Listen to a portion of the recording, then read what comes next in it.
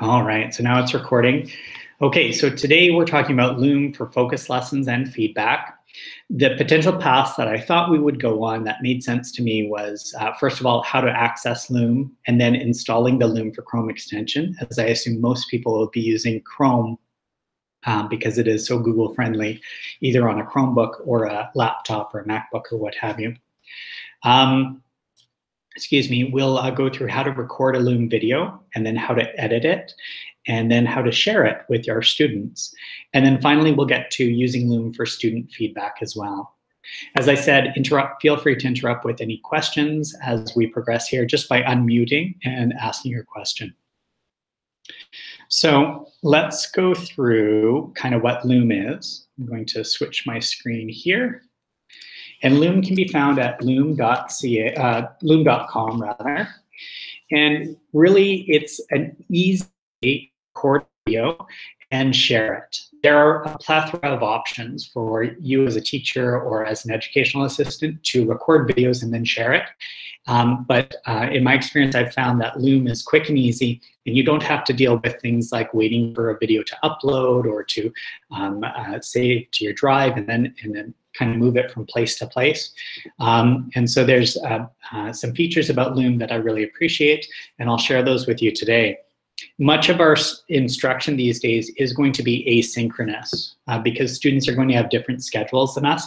And as much as we'd like to do it, synchronous opportunities, which I think are great, like having a Hangout meet together, sometimes we're going to need to record a focused lesson or give a student some specific feedback that they can check when they have either the device available or the time available to check. Some of them might be involved in childcare at home or sharing a device, and so those things interrupt that ability to be synchronous all the time. With Loom, you can record your screen, your voice, and your face, and instantly share the video in less time than it would take to create an email. And in fact, I've started to use Loom for replying to some of the email messages that I've been getting. I'll show you how to do that before the hour is over as well. So with Loom here, what you're going to do is click Get Loom for free if you don't already have an account. This is normally a paid app. Costs, I believe, $10 a month, $120 a year. But right now, because of the situation we're in, it's free and it's wonderful. So click Get Loom for free, and then click the Sign Up with Google so that you can use your spschools.org Google account to get Loom Pro. Loom does have a free version, but there are limits in terms of how long the videos can be. With Loom Pro, you can take videos up to 40, 50, 60 minutes and beyond. And so those limits are lifted. What this will do when you sign up is there will be a quick little form to go through. And I can't show you that right now, unfortunately, because I've already signed up for an account. But it's a fairly straightforward form of, I think, a name, and it might even ask you about why you're using it, whether it's business or education. So it will immediately give you a free trial version of the Pro account, but then within a few days, you'll receive an email from Loom saying, yeah, we've checked, we've verified that you can use this for education, and then you'll have the continuous account for education. I imagine it won't always be free for us. I imagine that when the situation that we're in resolves itself, we will probably have be back to some sort of subscription for Loom.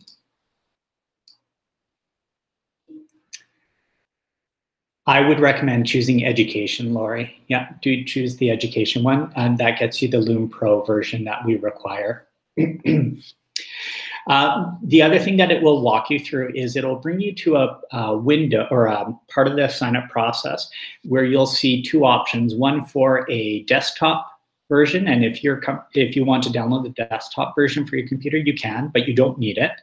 But what you do need is the extension for Chrome. And when you click the link, which is on the right-hand side, when you get to that page for the extension for Chrome, you're going to come to a page that looks kind of like this. It'll be in the Chrome Web Store. It'll say Loom for Chrome. And on the right-hand side, there will be a blue button that for you would say Add to Chrome. I've added it, so now mine says Remove from Chrome. And when you've added it, a little Loom icon will appear up in your toolbar. And that's what you're looking for. And that's what you'll be using to record your videos for Loom. So let's go through an example recording. An example recording with Loom. I don't need to be at the Loom website when I'm recording. Instead, I'm just going to get my page set up with whatever I want to share with my students. So let's imagine that I'm doing a morning message with my students for today. We'll pretend that it's Tuesday. And I'm going to set up a quick and easy way to record this video. So I'm going to click the Loom for Chrome extension up in my toolbar. Oh, and I've signed out, so I'm just going to sign back in with Google here. Here we go.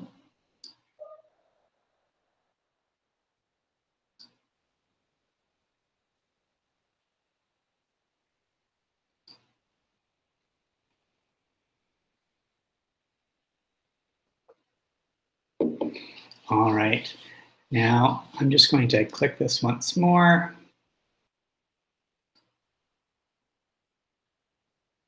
There we go. So sign back into Loom, and now when I click the Loom for Chrome extension, it's going to come up with a little bubble that it shows me, and it's not recording yet, but it shows me what it's going to look like. I see that my bubble is right over where it says Notes on my screen behind me, so I'm just going to move my bubble up. I also have some options here for my bubble before I start recording.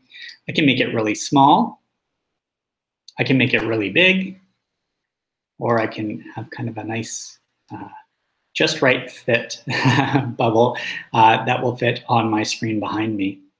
When I go back up to this little window inset that came down when I clicked the extension button, I see that I have more options available. I could do screen plus cam.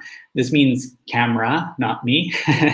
And so screen plus cam allows me to be on the video as well as the screen behind me.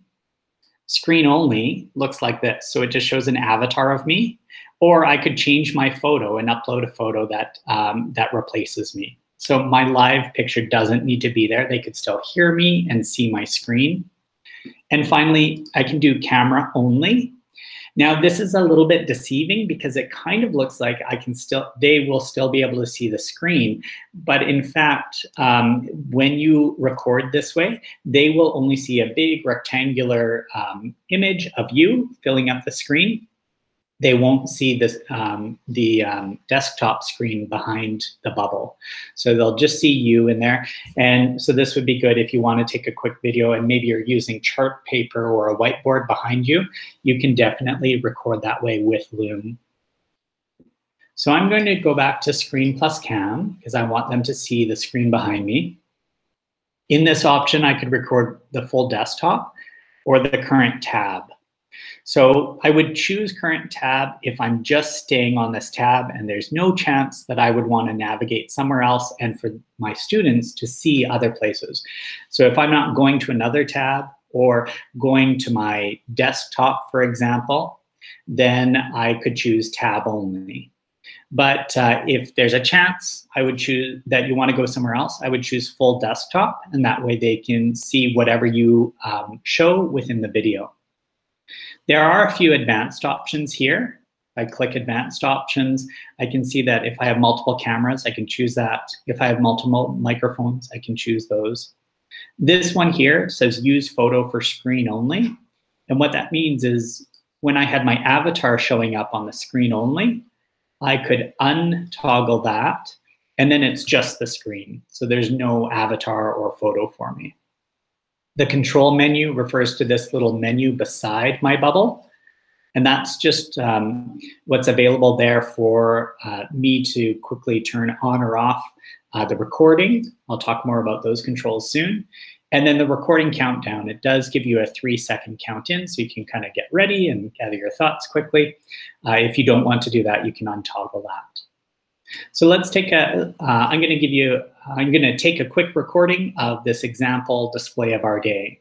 So I have my screen and cam turned on, full desktop. I've positioned my bubble where I want it, and here we go. Oh, one more thing. If you are sharing your full desktop, you will have this screen come up, and this is your computer saying, is it okay for you to share your screen with this camera that wants to record it? So I'm going to click my screen that I want to share, and then click share. Hi class, it's Tuesday today. Here's a display of our day. To start off with, for language arts, we have a Flipgrid reading response, and we have the writing journal assignment. In math, we have that collaborative Jamboard lesson that you'll need to engage with. And a couple final notes, what's working well, what's been challenging. So let me know by sending me a message or an email or a video. I'd love to know how you're doing and how you're keeping up with things. Talk to you soon. Instead of stopping the video or clicking the green check mark, I've just paused it. So I can pause the video partway through. I can make some changes, and then I can keep recording. So if I wanted to, for example, go on to another tab and bring this information up for my students, you can see that my bubble pops up and it's ready for me to keep recording when I'm ready. I'm gonna move my bubble over here, and then I'm gonna keep recording. Don't forget, you can use this template for your biology essay. Have a wonderful day. When I'm done, I can click the green check mark, and it's going to open a new tab in my Loom dashboard. Here, I'll be able to see my video in just a moment when it pops up. I'm just going to close the tab to free up some resources. Here we go. So here's my video here. And the first thing that I want to do when I'm editing my video is I want to give it a descriptive name so that I can keep my videos organized and I can find things at a glance. So I might call this morning meeting April 2nd or something like that. Just before we go through some of the edit tools and sharing, I just want to pause here. This might be a good place to pause and see if you have any questions about either creating your Loom account or recording a Loom video.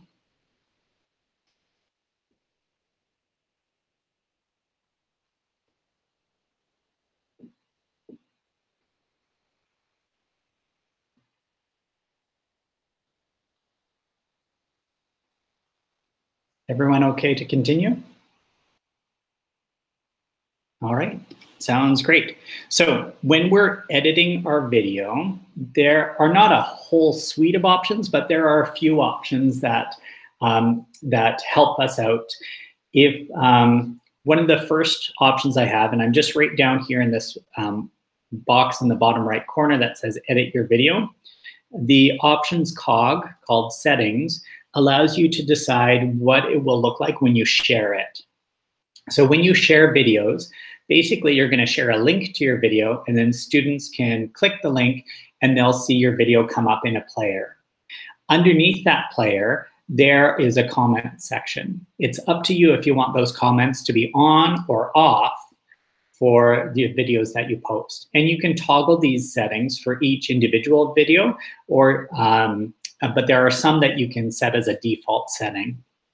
If you want comments on, you can decide whether or not you want email notifications anytime there is a comment posted. Emoji reactions refer to kind of like a Facebook live stream video where there's a line of emojis at the bottom of the video, and students can click emojis, or whoever's viewing your video can click emojis as they react to your video. So again, it's up to you if you'd like that on or off. And when you toggle that, you can also click use as default to save that as your default setting for all videos, and then just change it individually if you need to. The animated thumbnail GIF is what you see right now. So you can see that in this video, in this little GIF, it's showing kind of the beginning part of my video, not the entire video, but just this beginning part. And if you decide to embed this GIF into a website or something like that, you can have it animate in a GIF form just like this. The Loom branded player, to be honest, I don't know too much about that, except for the fact that you can't turn off the Loom branded player unless you have the Pro account. So I imagine it would have some Loom branding around the sides of the video or underneath the video in this Loom branded player. You can toggle on or off the ability for the viewer to download your video, and then finally show an analytics to the viewer, such as how many views or how many total views or unique views. So that's right down here underneath the videos. You can click Save for those settings. The other setting that's kind of nice is this trim setting. When I click it, it's gonna bring me into an edit window and it's gonna start playing. So I'll show you what that looks like here. Class, it's Tuesday. I'll just keep playing that here. Today, here's a display of our day. To start off with, for language arts, we have a Flipgrid reading response. So if there's something that I made a mistake with, I don't have to trash the whole video and start again.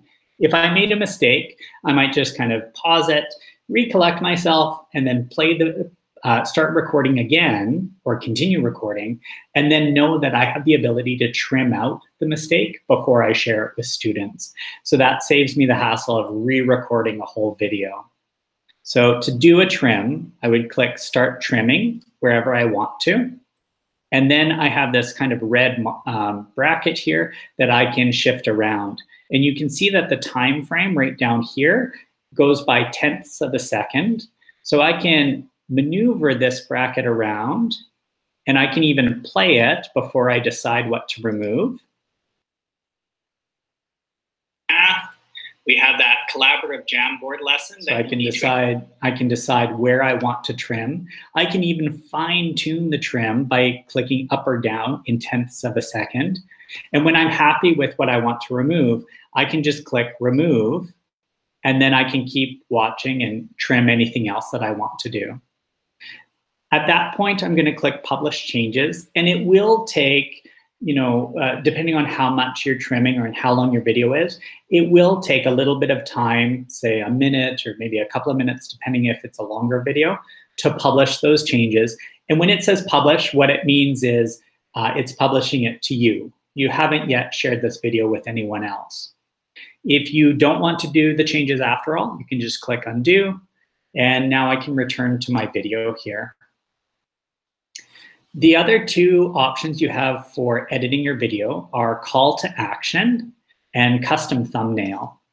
Call to action is kind of neat because if you think about sharing this video in Classroom, what it's going to do is you're going to share the link to your video in Classroom. It will open a new tab for students to see your video, and then they're going to have to go back to that tab for a Classroom.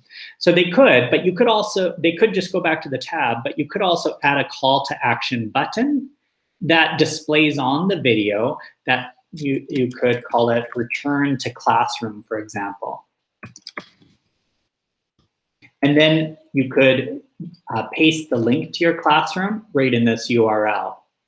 Or maybe your video links to an app that they're going to use for this project. Maybe you've asked them in this video to submit a response on Flipgrid or to create something in Jamboard or Docs or something like that. So you could paste a link to whatever you want them to return to, and that would appear in the window. Basically, the way that it appears is it appears for the whole video, but only when you mouse over the video. So when you hover over the video, just kind of like you get those controls to play or stop a YouTube video, this button would appear in the top right corner for students to see when they mouse over the video. You have some further options around color and text color and whether the button is slightly rounded or square or fully rounded or anything like that. So I'm just going to click cancel here with this call to action button. The custom thumbnail refers to, you can upload a picture for a custom thumbnail. So if that interests you, you can do that. Just a couple more edits before we get to how to send your video and share it. You can download this video and then put it in your drive and share it that way if you're more comfortable doing that. It's definitely a few more clicks, but if you just want to share the link to the video, that's the easiest way, and we'll talk about that in a moment. You can duplicate this video and then make edits to the duplicate. thereby retaining the original video that you recorded separately. If you're really not happy with this video, you can just delete the video entirely. And finally, if you have a Google site or something like that, you might want to go into the share settings and use the embed code. And that would embed the animated GIF right into your website, or you could share it via one of these other forms. There's the link as well, just in case you want to use the link that way. So just before I get to sharing the video and the different considerations for how to share it, what questions do you have about either recording or editing your video?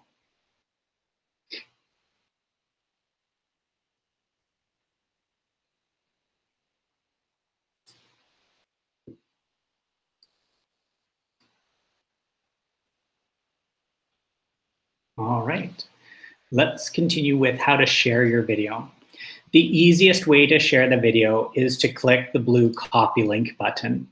So I'm gonna copy this link, and then I'm gonna go into my Google Classroom, or if I'm communicating with another app like Remind or email or Hangouts or anything like that, I can definitely just paste the video link right in there.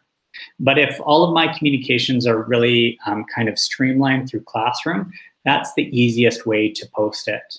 I'm going to go into my example online learning class here, and I could post it as an announcement, but I could probably keep it more organized by posting it in the classwork section. And here's how I would do that. I'd click Create, click Material, because students don't need to submit an assignment with this one, or maybe they do, and maybe I want to post it as an assignment with a Google Doc attached or something like that. So for this purpose, I'm gonna post it in here, give it a name like Morning Meeting, April 2nd. And where it says Add with the paperclip, I'm going to click Add Link.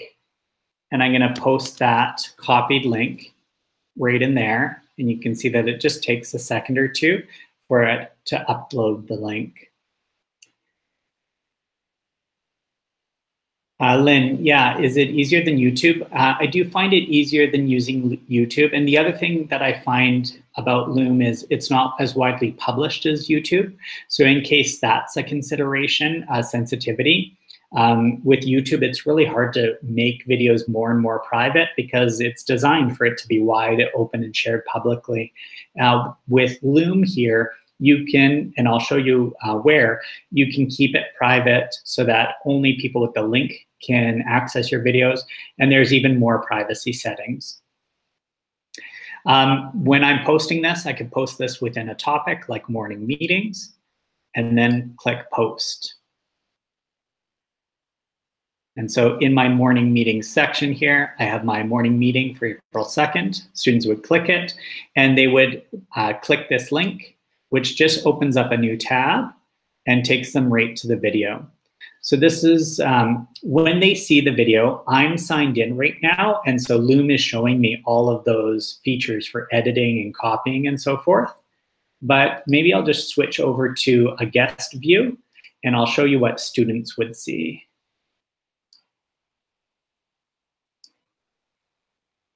So in a guest tab here, I'm gonna paste that link to the Loom video. And this is what they would see.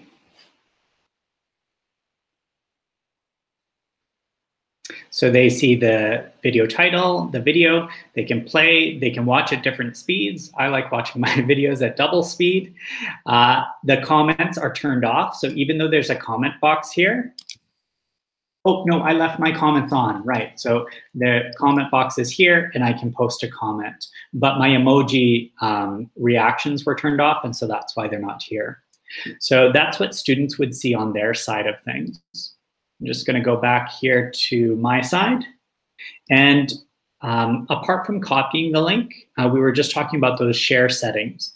By default, the privacy is set to link sharing, which means that only people with this link can see the video. So when I post it into Classroom, students can have access to the link and they can see the video.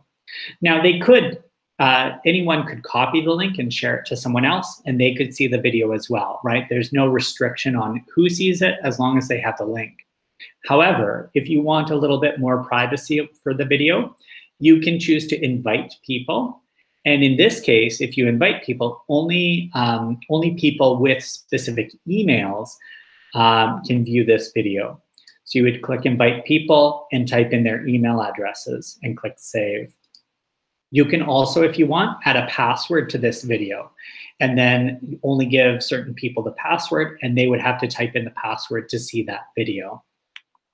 So those are a few ways to share the Loom videos, which I think are really, really great. Now, in my instructions here, it might seem like a long process to take a Loom video, but if you think about it, it's actually a pretty quick process. And so I'm going to show you one last example before I open up to any other questions. And this example is going to be using a piece of student work and how you might use Loom to create a 30-second video for feedback. So I have this biology essay here. And as we're scrolling down, I see that the introduction is here, and maybe it's just lacking a little bit of information. So what I can do is, with the student workup, I'm going to click my Loom extension in here, and I'm going to take a quick video and share it with the student. I'm going to click current tab.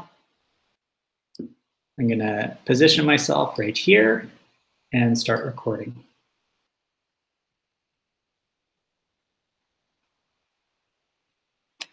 Hey, Cam, thanks for sharing your essay with me. Your introduction here has a specific detail about the cell structure, but I noticed that some of the other sections of your essay are about some other parts of the cell and how it interacts with other cells. So you might want to include a sentence or two about those details as well. I'm going to click finish recording.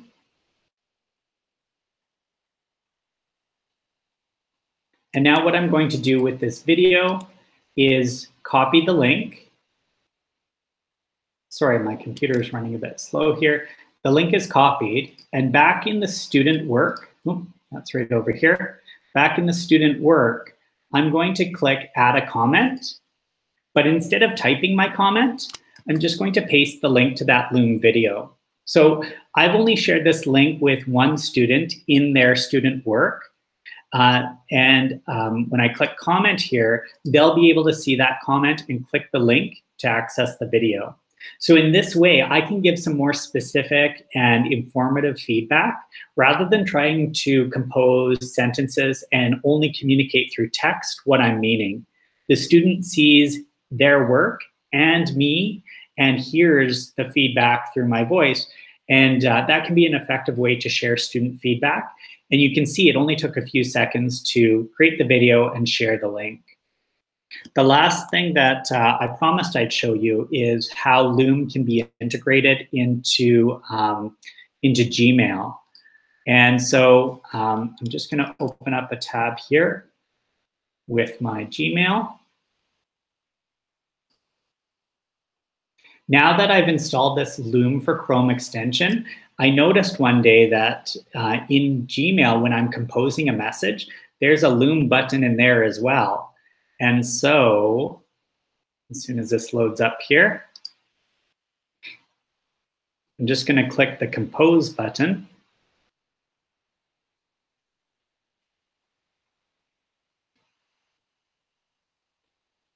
And I apologize again, my computer's probably suffering a little bit with all the video recording and other resources it's trying to go through.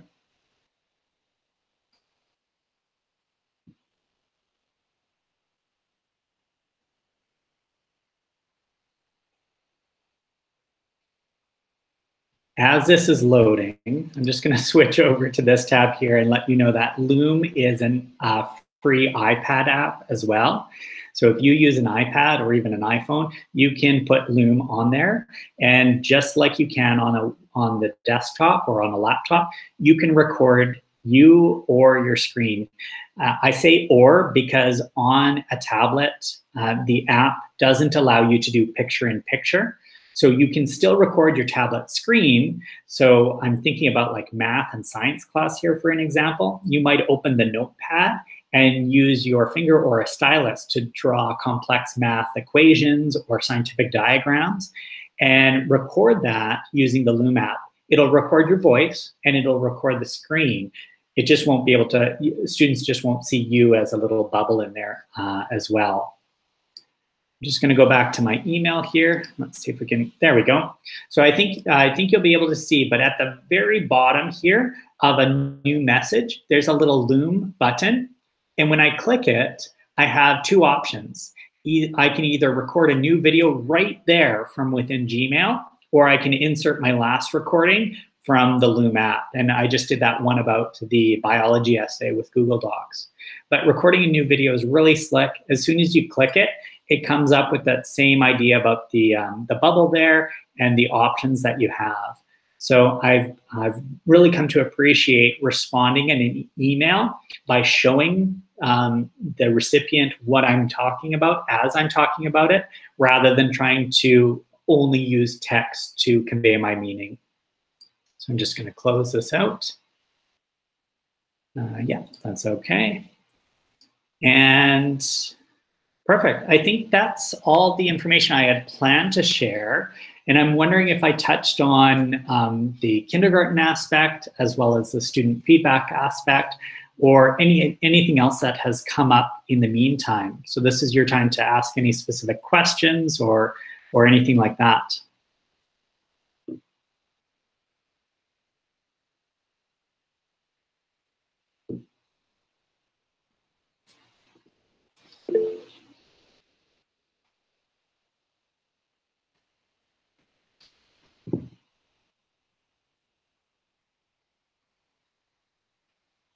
So Lynn, your question is, if EAs make a video for me to use in Classroom, would it be sent to me through Gmail? They could. So if an educational assistant made a video on Loom, they could just email you the link, right? So click copy link from the Loom dashboard. And that's how it could be shared with you, is just through email, absolutely. Just gonna go back to my dashboard here.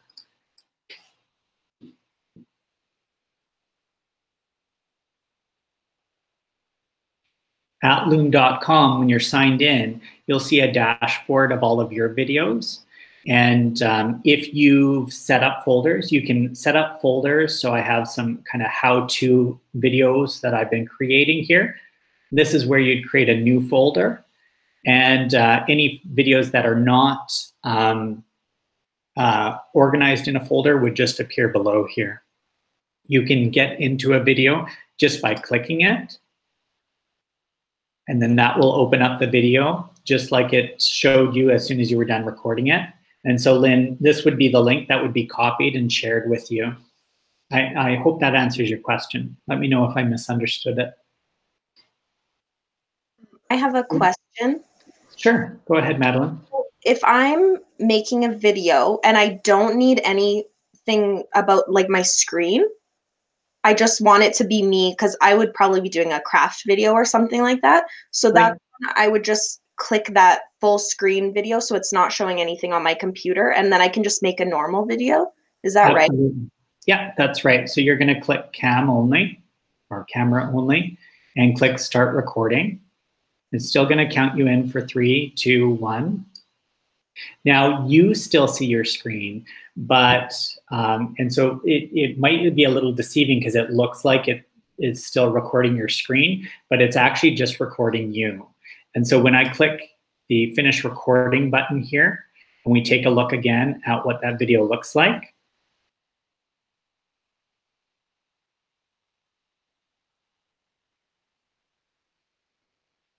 In just a moment here as it pops up. Here we see that it's just you in the video. Now you still see your screen, but, and so There we go. So it would just be you in the video without the screen behind you. And I think that the reason that Loom has done that is so that if you want to follow some instructions or some reminders for yourself, you have those on screen while you're looking at the camera. Any other questions about using Loom with students or for feedback or anything else about Loom?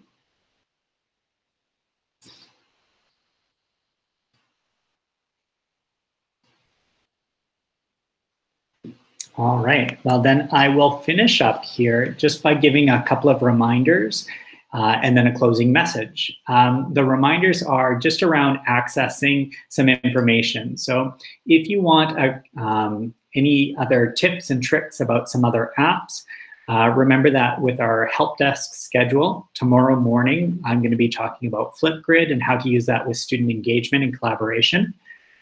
Tomorrow afternoon at noon to 1 is just for you to come and ask any question EdTech related, and we'll kind of just guide the hour, or even if you just want to drop in for a couple of minutes and then leave, you can do that.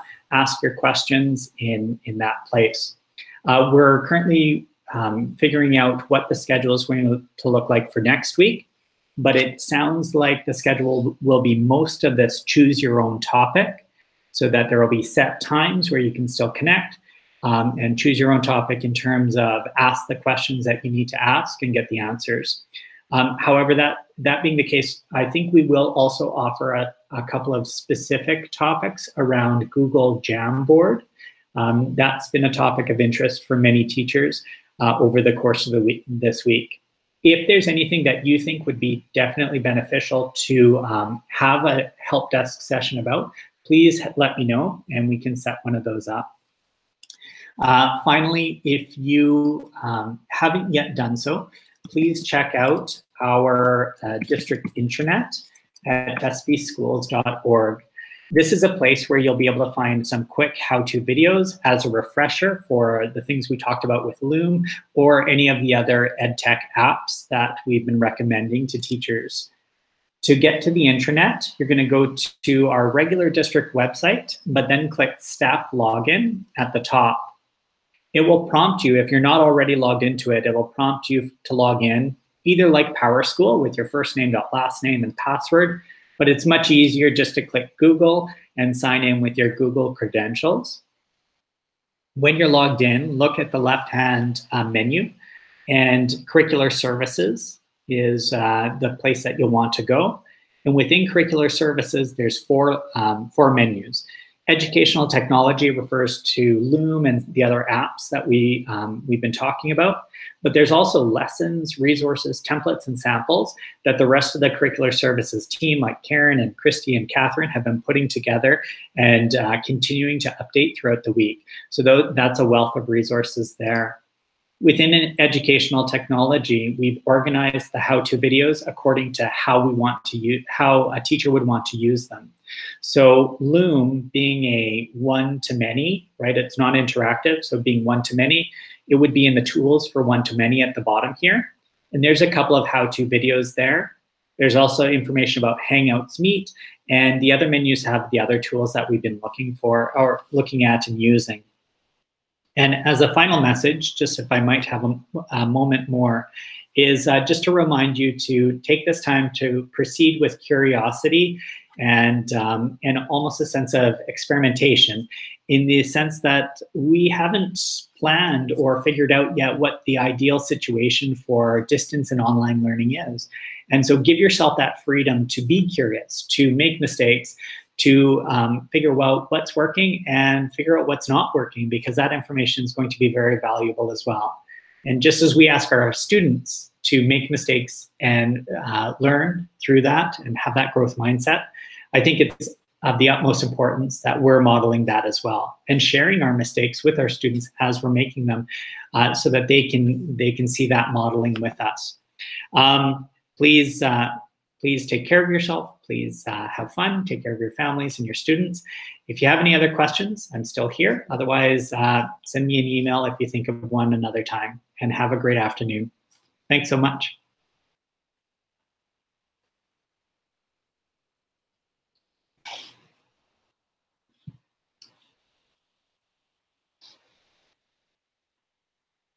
Hey, Bryce, thanks.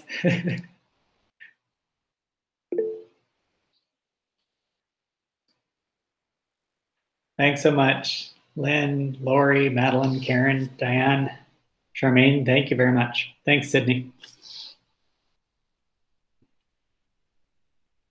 Thanks, you too, Rob. Have a good day, guys. Cam, one quick question. Charmaine here. Oh, sure. Yeah. Go ahead. Where are you going to